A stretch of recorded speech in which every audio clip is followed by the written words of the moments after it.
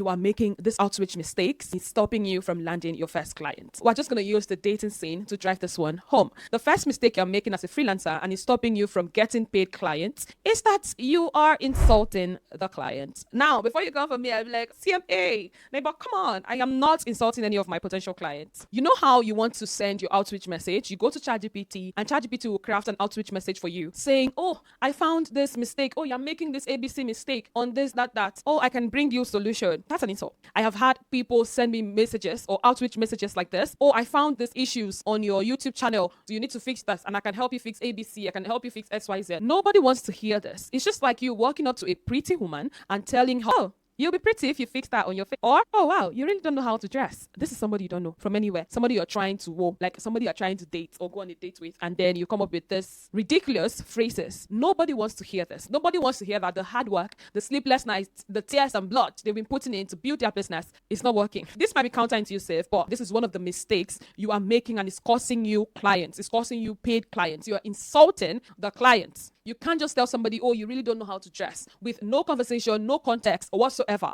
Just offense. Nobody wants this. This reminds me of a movie or a series on Netflix. Nobody wants this. You should check it out. You might think you are being helpful, but you are coming off as disrespectful. You skip the conversation, you skip the rapport and straight to judgment. Oh, ABC is not working for you. Or this is the issue you're having. This is the problem in your business. You are positioning yourself as a superior and not being helpful. So don't start the conversation, especially if it's your very first pitch, yeah? Don't start your conversation by attacking the person you are trying to attract. Don't do it. Mistake number 2 you're making as a freelancer and it's costing you paid clients is that you are practicing templated outreach. What do I mean? You are practicing what I call one for all. You sound like you sent the message to 100 people, the same message to 100 people. You're just doing one for all. You're copying and you're pasting and you're sending hey beautiful to everybody. And most people don't even bother changing the name. You are calling them fun piece. Like how? When you send templated outreach, you don't sound human. Nothing signal to potential clients that I don't really care about you like that though. It's money that I need than templated messages, because it means you've not done your research. It means you don't know my business. It means you don't know the problem I have. It means you've not even checked my profile.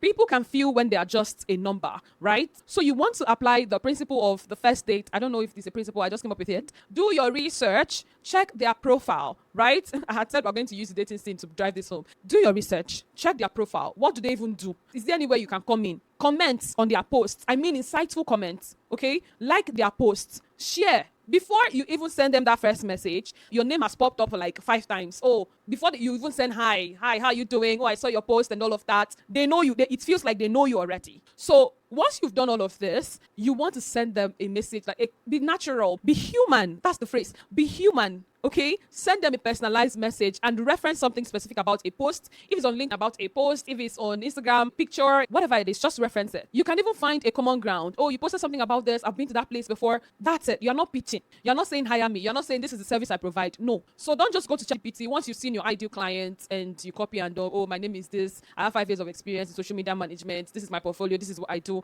Nobody has time for that. Okay. Now, if you're someone who wants to go beyond sending generic messages to people, to your potential clients and killing opportunities that would have gotten you paid clients, you want to stand out. You need proven scripts and templates that will actually get you a conversation and lead to a closed deal. Then click the link in the description box and the pinned comment to get the neighbor vote. You get other systems as well. And each time the vote is updated, you get the updated version. Is this an amazing deal or what? So use the link in the description and the pinned comment to get yourself this vote as my neighbor. Now we have that out of the way. The next mistake I see freelancers make, and it's costing them paid clients, making the message all about them. Imagine it's your first date with a girl or a guy. I'm just going to use a girl, right?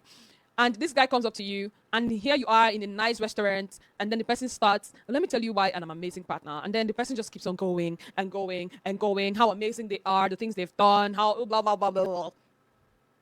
How will you feel about that person? You'll be like, oh my God, this person is so self-absorbed. Jesus. So you cannot be that person. You cannot be talking about yourself 20 minutes straight because no one cares yet. So you cannot be making your messages about you because no one cares about you yet. This is like marketing 101, yeah? So imagine yourself in that situation and then the person is talking for 20 minutes straight without asking you any question. When they even try to ask you a question and you want to speak, they interrupt. It's going to give you the ick. It's going to be like, guy, I'm up, I'm out. If you even survive the date, you never pick that person's call again. So when you're approaching a client, you need to lead with the client. You need to lead with the problem the client is having. I tell my students this, you need to think what is in it for them. Because in the client's head, they are thinking, okay, this thing you're offering, what's in it for me? They are thinking WIIIFM. What is in it for me? That's what's going on in the client's head. Their problem, their pain points. You're watching this video right now because you want to stop making the mistakes that other freelancers are making so you can get paid clients online. You're not here because you like my face. Or imagine you clicked this video right now and I start talking, instead of me just going straight to the point, listen to the mistake you're making so you stop making them. I go on, oh, neighbor, my hair is so fine. I decided to start making my hair. And then in the next 5 minutes, that's all I'm talking about. You just click out and be like, who is this? Why is the so self-absorbed in today's video, right? That's an example. You don't want to do that. Every video I make, I'm thinking, what's the need for these people? And I go straight to the point. Is it solving the problem for them? Is it addressing the pain points? Is it addressing a challenge for my audience? So you need to start thinking this way. Make them feel important. On a first date, nobody cares about your resume or what an amazing partner you're going to be in the next 5 years. No, nobody cares. They care about how you make them feel. Them, their problem, and then you. So always think WIIFT. What's the need for them? Because the client is thinking WIIFM. What's the need for me? Now, before we move on to the next mistake you're making as a freelancer and it's costing you money, it's costing you paid clients online, I need you to drop a comment for me telling me where you're watching this video from, okay? Neighbor, I am watching you from ABC. Also, cross-check if you're subscribed to the channel. If you're not, kindly hit the subscribe button and make sure to turn on the notification bell so you don't miss any of the amazing videos we post on here. Like this video also so you can reach a wider audience. I'm waiting for you, neighbor, to drop a comment telling me where you're watching from, okay?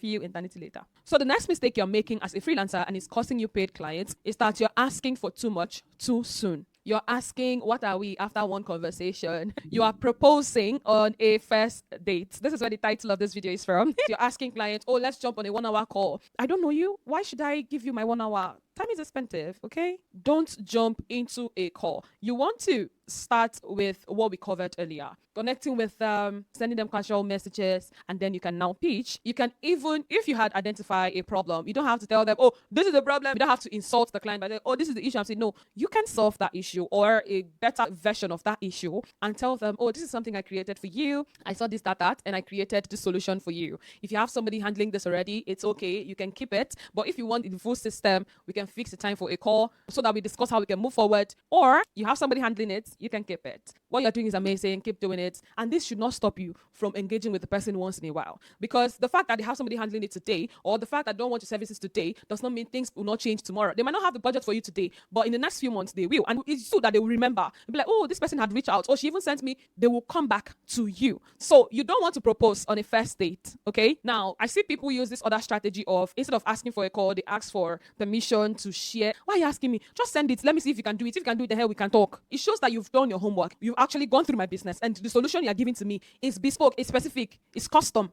it's customized. It's not just something you copied from ChatGPT, right? It shows you've done your homework. I've had people sending me messages on LinkedIn, oh, I see what you're doing with VAS. No, if you've gone through my page, you will see that VAS has upgraded from VAS to Digital Neighbor Academy. By the way, the link to join the waitlist is in the description in the pinned comment. You would see that, and you would have referenced that instead of VAS. Do you see what I'm saying? So you want to do your homework. So don't ask for 1 hour discovery call. Give them something. Lead with value, basically. That's what I'm trying to say. All right. So the next mistake you're making as a freelancer and it's costing you paid clients is that you are overselling. Oh, neighbor, you are overselling. You are making promises when you don't even understand the business, when you don't even understand what this person does. Oh my God, I'll make you happy forever. I'll never be like your ex. People who say that, they're going to be worse than your ex. Don't even try it. They're going to be worse. People say that they are the worst. But seriously, you're telling somebody that they're going to make $10,000 in a month if they work with you. You're overselling, and you don't even know the name of their business. You don't even know the offers they have in their business. When you tell potential clients this, it comes across as fake, right? Oh, I'm going to 10x this for you. Oh, I'm going to do this. I'm going to do that. It sounds desperate. You're overpromising. And in your message, I don't want to say if they will remember you that day. You call them and that person's name in your generic message you copy from ChatGPT face. You see what I'm saying? It means you don't even know my business. So far, I've shared with you 5 mistakes that you're making that is costing you paid clients. But I haven't shared with you the simple strategies that you can use for client acquisition if you're just starting out as a beginner. So you want to watch this video next where I share with you my strategies for client acquisition. Even if you're a beginner, you've never landed any paid clients. The strategies I shared with you in this video are going to help you land your very first paid client. I'll see you in this video next. And as always, have a lovely day, have a lovely week, have a lovely month. Bye, neighbor.